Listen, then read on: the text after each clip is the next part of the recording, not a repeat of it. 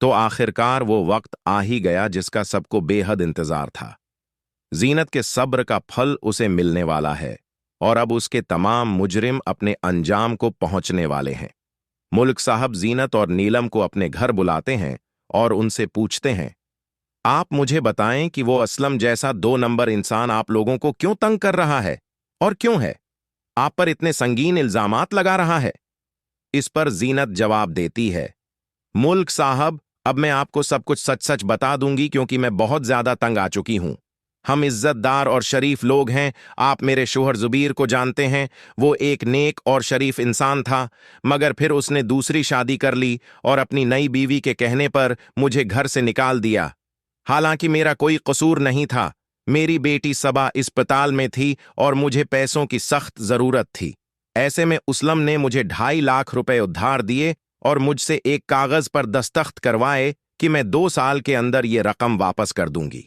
लेकिन अगले ही दिन वो आया और कहने लगा कि ये रकम उसे उसी महीने की 10 तारीख से पहले चाहिए।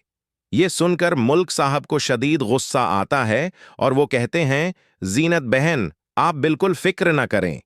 मैं आपके मसले को अच्छी तरह समझ गया हूं और अब मैं ही आपका इंसाफ करूंगा।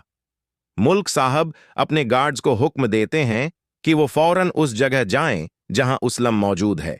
गार्ड्स वहां जाकर उसलम को जबरदस्ती गाड़ी में बैठाते हैं और मुल्क साहब के घर ले आते हैं। उसलम चीखता चलाता है मगर कोई उसकी नहीं सुनता। जब उसलम को मुल्क साहब के सामने लाया है जाता है तो वो उसे खूब मारते पीटते हैं, यहां तक कि उसके कपड़े भी फट जाते हैं। जीनत और नीलम दोनों वहां बैठी होती हैं। इसलम को जीनत के कदमों में लाकर फेंक दिया जाता है।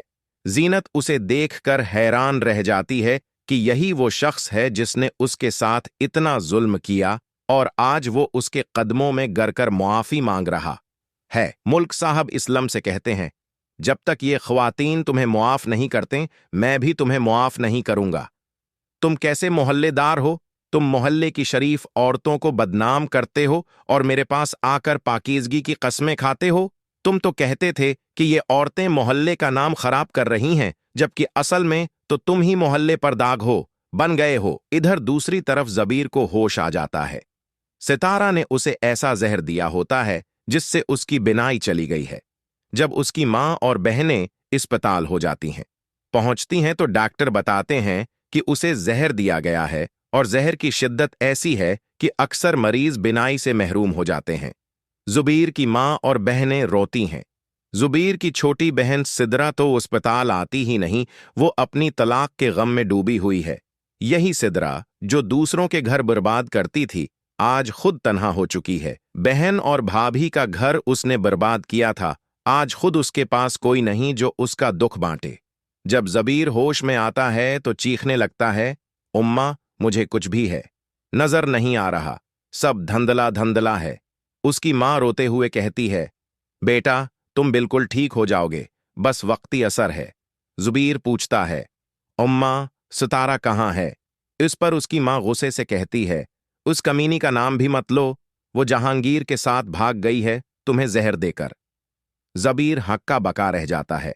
फिर सिदरा भी आकर कहती है, भाई, हमारे साथ जो कुछ हो रहा है ये जीनत भाभी की बद्दुआ का असर है। हमने नाहिक उन्हें घर से निकाला, आज हम बेघर हो गए हैं। गाड़ी बेचनी पड़ी ताकि आपका इलाज करवाया जा सके, लेकिन अब तो हमारे पास कुछ भी नहीं बचा।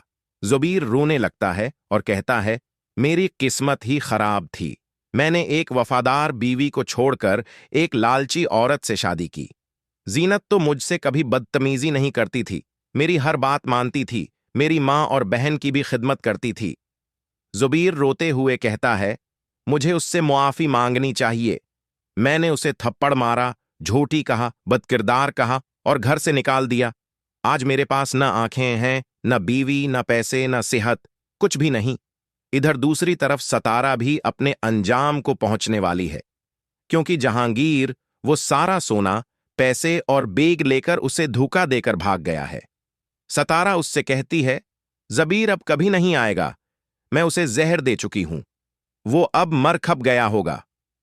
यह सुनकर जहांगीर के दिल में डर बैठ जाता है, जो औरत अपने शवहर को जहर दे सकती है वो मुझे भी मार देगी। अगले ही दिन जहांगीर सब कुछ लेकर फिरार हो जाता है और सतारा रोती रह जाती है।